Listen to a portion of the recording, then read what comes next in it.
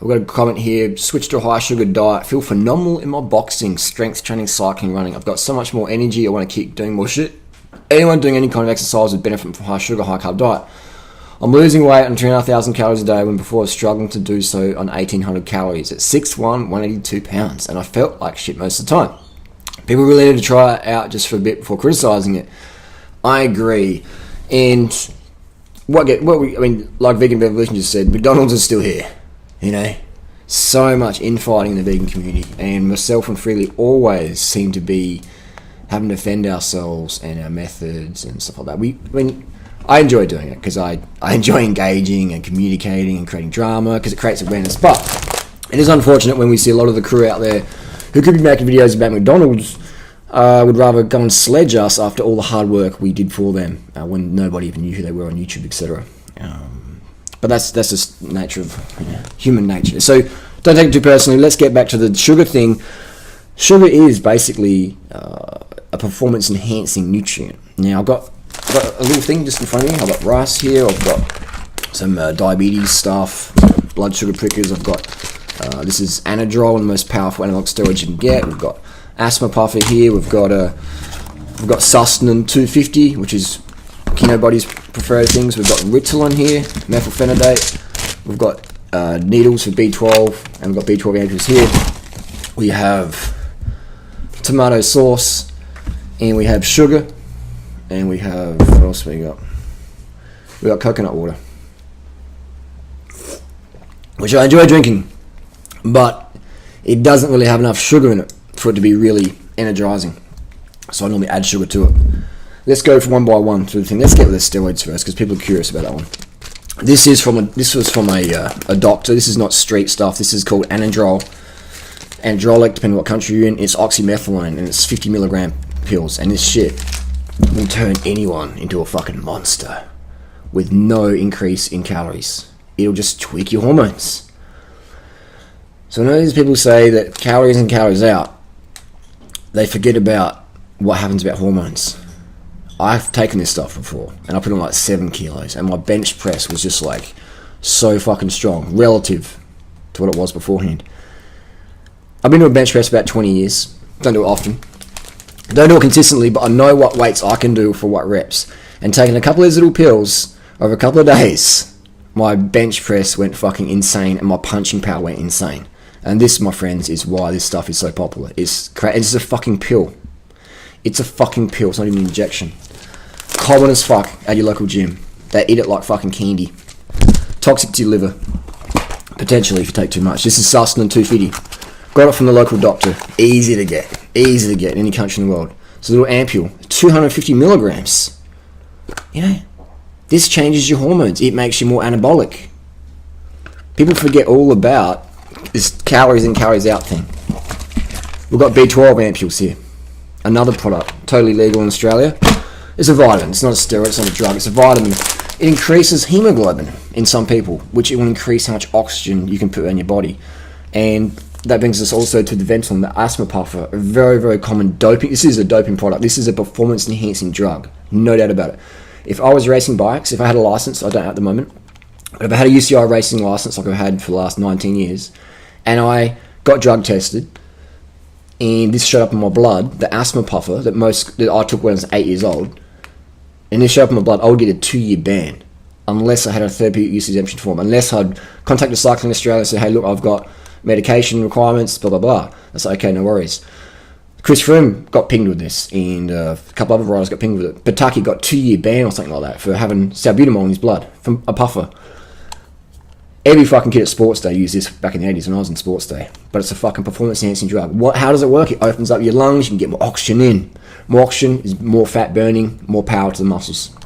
It's a doping product. I don't recommend it. Also, it can be very bad for your teeth because it can dry your mouth out. So when a doctor gave me this when I was 8 years old, this is also a steroid. When the doctor gave it to me when I was 8 years old, they didn't say, oh, drink more water because if it dries your mouth out, you'll be more prone to dental issues. So always have wet mouth diffusers. We have the Ritalin. Remember that experiment? Last year we did the Ritz. Ritalin increases dopamine levels and just makes you feel more energized and better focused. So all you have to do instead of doing Ritalin is eat more rice, eat more fruit, have more sugar, get the carbs in. and your dopamine levels will go up. Look up carbohydrates and dopamine.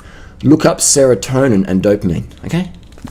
So all these drugs that we get prescribed are pretty much pointless if we're not looking after our diet and lifestyle. It's pointless. I've been measuring my blood sugars since probably 2002. I've got a friend named Scott who's a type 1 diabetic, and I used to always be curious, what's my blood sugar like? And I actually bought some of these. So I'd be testing my blood sugar, eat a lot of tahini or olive oil, and as my blood sugar would go up and stay up, and my friend's like, wow, that's like pre-diabetic, man.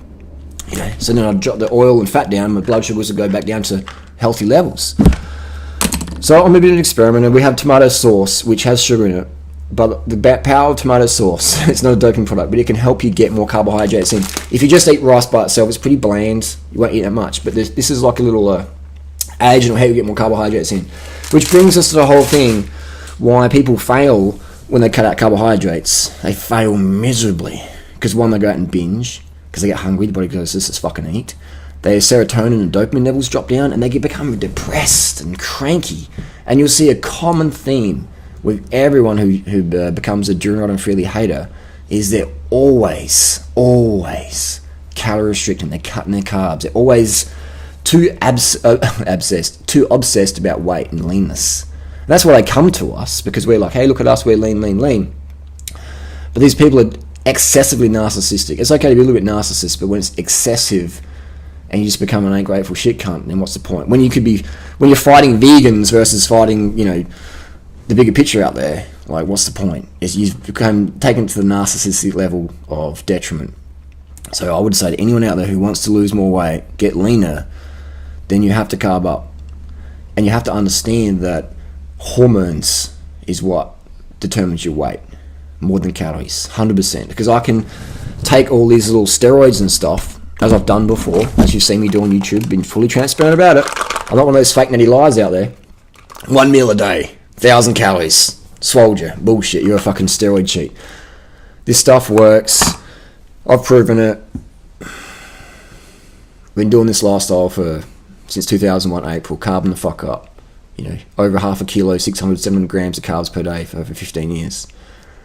And every day people say, you're too lean, you're too skinny. I don't want to look like you, you're too lean, you're too skinny. Oh, Freely looks too skinny. Her arms like little twigs. But then they turn around and say, carbs make you fat, you skinny faggot. Which one is it? You know, which one is it? There's so much confusion out there, so much contradiction out there. It's hard to know what to do a video about, because one person will say one thing, one person will say another, carbs make you fat. But again, just have to look at us, look at myself and look at Freely. You know, when I met Freely, she was like, 67 kilos, went up to 73 kilos. And why? Why did that happen? It wasn't from eating tomatoes and cucumbers, it was hormones. It was hormones. And once the hormones balance out, insulin, growth hormone, all that stuff, thyroid, the weight comes down. Simple as that. People can disagree with us all they want. Calories is not calories, man. It is hormones. What makes a difference? Your hormones. I can give these angelic pills. I could slip this pill into your food. You won't even know. But you'll just gain a fucking massive amount of weight. You'll become strong as fuck. If you're in the gym, all of a sudden you would be like 100%, you'll be doing PRs within 2 days of popping maybe 1 or 2 of these pills. 1 or 2 of these pills, you'll be popping PRs in the gym. Or you have like an insane boost of strength in just a few days, 48 hours. And your calories didn't change, nothing else changed but your hormone levels. And you'll gain a massive amount of weight. Most of it will be muscle and also a lot of water as well. So anyone who just says it's just all about the food, then they've got no fucking idea. Because, they say all about the calories, they have no idea.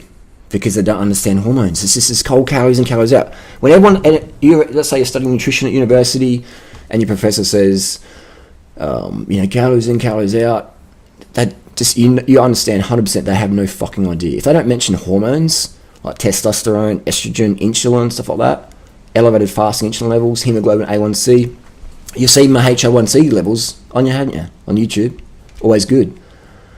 If the nutrition professor or the lecturer doesn't mention hormones, then you can just go, no worries, cool, you don't know what the fuck you're on about. Simple as that. Hormones. To wrap it up, calories in, calories out is a load of bullshit. Eat more carbohydrate. If your goal is weight loss, eat more carbs, less fat, less protein. Obviously, eating vegan, we're on the same page there. And if you want to lose weight, is do sport, do cycling. Cycling is the number one catabolic sport around. If you're getting too lean, then jump on an e-bike or drive a car more or catch the bus to work instead of a bike. It's bang, simple as that. If you're getting too lean, eat more fat. Drive a car more, ride an e-bike.